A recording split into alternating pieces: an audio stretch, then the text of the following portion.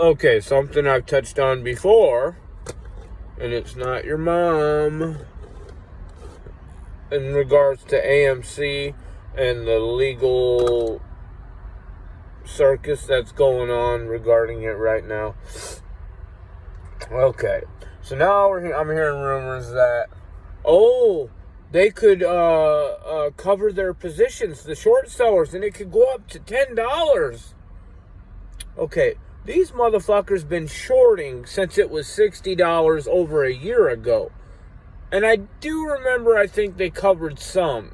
I remember there was a time when people were saying, some of the shorts are covering, but not many. Couldn't have been, because it would have been a way bigger deal. So maybe they covered a little bit.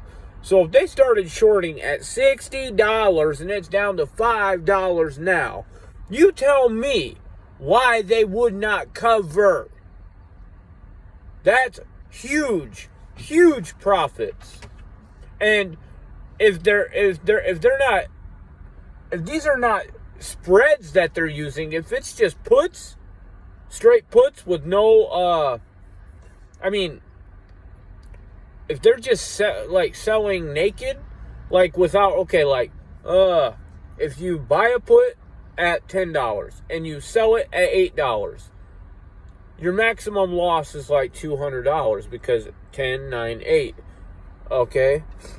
But if they just go and sell or buy a put at $10 and they don't sell one at 8, they just buy the 10, that puts a time restriction on their option. Not a time restriction. It decays. It's worth less and less the more time that goes by, right? The more time that goes by, it's worth less, unless you counter that with a sell at $8, or 12. Buy a put at 12, sell one at 8. If you don't buy one and sell one, then you're decaying. You have decay as time goes by towards your expiration.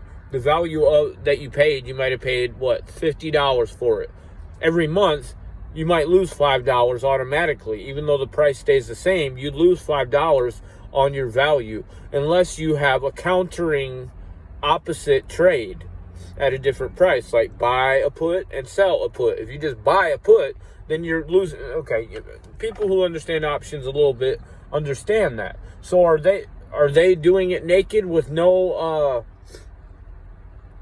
without a spread? That's called a spread when you buy and sell an option. If it's not a spread, then they're losing money. Why would they want to lose all this money? Unless they're just trying to keep people from making money. The retail, us. Okay. So over a year has passed and they're not covering? What kind of plays are they in? Are they just shorting the stock? Because if you're just shorting the stock, that's what I think they're doing. You don't have decay. It means I could buy a stock at $10 or I could sell it at $10. If the stock is $10 right now, I can buy it for $10. Or I can short it, which means I'm borrowing against it for $10.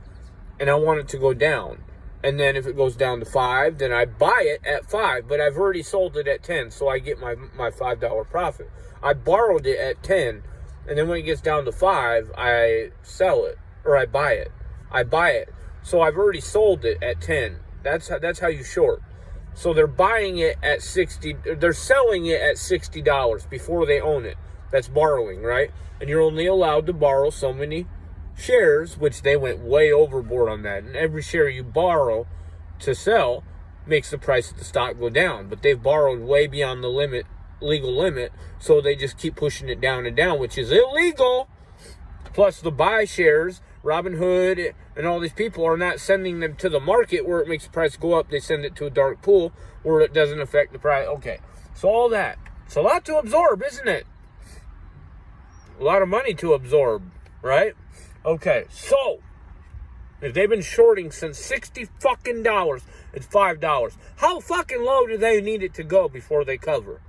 How low do you you would think anybody in their right mind that put a short position in at $60 would be happy to buy it back at $5. So what's the problem? Now, Here's the kicker. This is the part I really don't understand, and I don't think anybody's got any answers for me. All these experts, most of these experts don't have an answer to this. Whoever you watch and think is smart, I bet they can't answer this.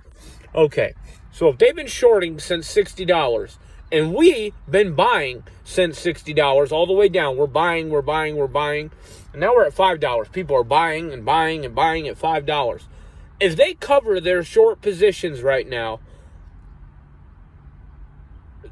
the general idea is that once they cover and buy back those shares that they borrowed, they are buying. So it shoots the price up. The price will be like a rubber band that's stretched all the way down to $5 and let go. Boom! It skyrockets to $10. I don't think so. They've been shorting since 60. But anyway, let's just say it does only go to $10. They make a bunch of money by covering their positions, but when they cover, then it skyrockets and all of us make our money. So who loses? Besides, all the expired contracts, that options contracts, because they've been cheating and starving everybody out. That's where the money is lost. That's where they absorb the money, I think, is the expired options contracts. But theoretically, if they're shorting since $60, it gets down to $5, and then they cover, and we've been buying the whole way down, and it skyrockets, everybody should win. In the market, not everybody can win. The money has to come from somewhere.